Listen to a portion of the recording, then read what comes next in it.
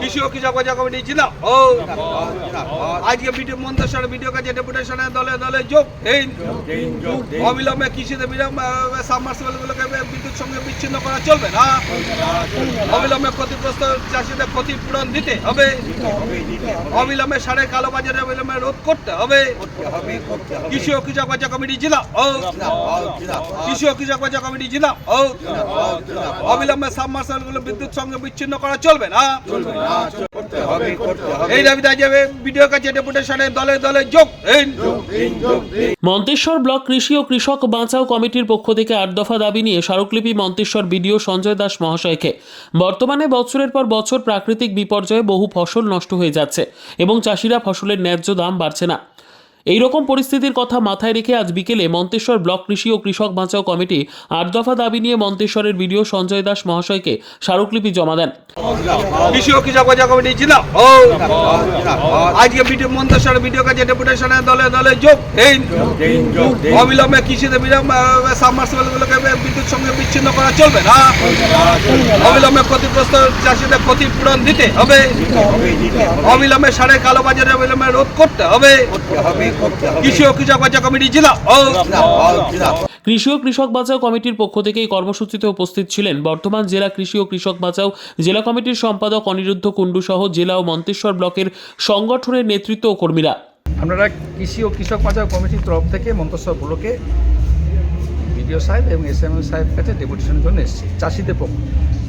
কত দফা দাবি নিয়ে? আমরা 8 দফা দাবি নিয়ে এসেছি। কি কি দু একটা বলুন। যেমন প্রকৃতির দুর্যোগে ক্ষতিগ্রস্ত কৃষকদের ক্ষতিপূরণ দিতে হবে। বিদ্যুৎ বিল যেহেতু মানে অতিরিক্ত বিল পাঠাচ্ছে, সুদ পাঠাচ্ছে এলপিসি সুদ, সেগুলো যেন মুকুব করে এবং বিদ্যুৎ এই মুহূর্তে চাষের সময় যেন বিদ্যুৎ সংযোগ না কাটে। তারপরে আপনার সারের যে অতিরিক্ত মূল্যবৃদ্ধি এবং সেখানে অতিরিক্ত স্ট্যাগ বিল ছাড়াই সেখানে আরও দাম বৃদ্ধি করছে, কালোবাজারি করছে, এগুলো যেন বন্ধ হয়। তাছাড়া আমরা কিষাণ মার্কেটে ধান বিক্রি করতে গেলে আমাদের সমস্যা হচ্ছে, যেমন অল্প ধান নিয়ে আমরা যেতে পারছি না। সেখানে ধস বা ধলতা হিসাবে আরও অনেক কিছু, যেমন চাষিকে মানে বাদ দিয়ে আরও অনেক কিছু বাদ দেওয়া হচ্ছে 10 কিলো 12 কিলো পর্যন্ত, সেগুলোকে লক্ষ্য করতে হবে, বন্ধ করতে হবে। এবং এইসব দাবি নিয়ে এইসব দাবি বিভিন্ন দাবি রয়েছে। আপনাদের দাবি না মিললে আপনারা কি করতে চাইছেন? আপনাদের দাবি এরপরে আমাদের যেহেতু জ্বালা আমাদেরকে কেউ দেখছেন না, আমরা বর্তমান প্রশাসনের কাছেও আমরা আশাবাদী যে তারা যেন আমাদের কৃষককে বাঁচায়, কারণ কৃষক না বাঁচলে দেশ বাঁচবে না। এবং কৃষকের মূল ভিত্তি হচ্ছে সমস্ত জীবকুলকে বাঁচিয়ে রাখা হচ্ছে কৃষক। সেই দিকে চিন্তাভাবনা না করে আমাদের উপর অহেতুক বিদ্যুৎ বিল, সার এবং ফসলের ন্যায্য দাম দিচ্ছে না, তার জন্য কৃষক শেষ হয়ে যাচ্ছে। কৃষক আর তাদের মানে ঋণের পর ঋণ করে যাচ্ছে, তারা আত্মহত্যা করছে, তাদের এই পর্যন্ত তাদের অসহায় অবস্থা। আমরা চাইছি বর্তমান প্রশাসন বা সমস্ত সরকারি অফিসাররা যেন আমাদের পাশে থাকে এবং আমাদের কেন লক্ষ্য রাখে। আমরা যদি বাঁচি তাহলে আমরা সবাইকে বাঁচিয়ে রাখতে পারবো, জীবকুল বেঁচে থাকি।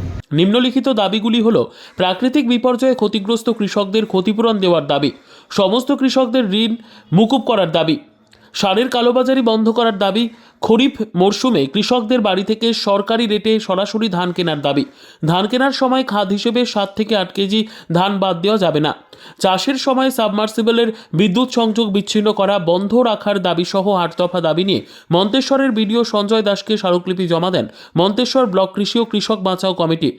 বর্ধমান জেলার কৃষি ও কৃষক বাঁচাও কমিটির সম্পাদক অনিরুদ্ধ কুণ্ডু ও মন্তেশ্বর ব্লক কৃষি ও কৃষক বাঁচাও কমিটির এক কর্মকর্তা আমাদের জানালেন, ঝড় বৃষ্টিতে দানায় যে ক্ষতিগ্রস্ত হয়েছে সেই ক্ষতিগ্রস্ত কৃষকদের ক্ষতিপূরণ অবিলম্বে দিতে হবে।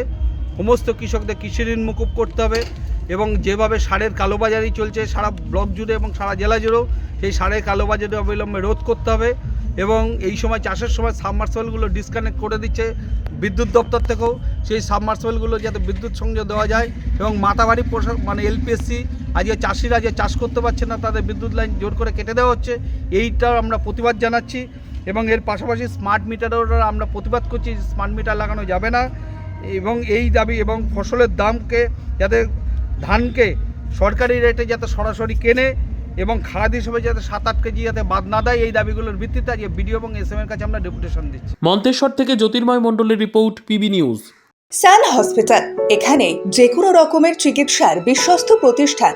খুবই কম খরচে বিশ্বমানের চিকিৎসা প্রদান করে থাকে। উন্নত মানের ওয়ার্ড কেবিন, পরিষ্কার পরিচ্ছন্ন পরিবেশ দ্বারা সুসজ্জিত চিকিৎসা ব্যবস্থা রয়েছে। এছাড়া স্বাস্থ্যসাথী কাজেও পরিষেবা প্রদান করা হয়।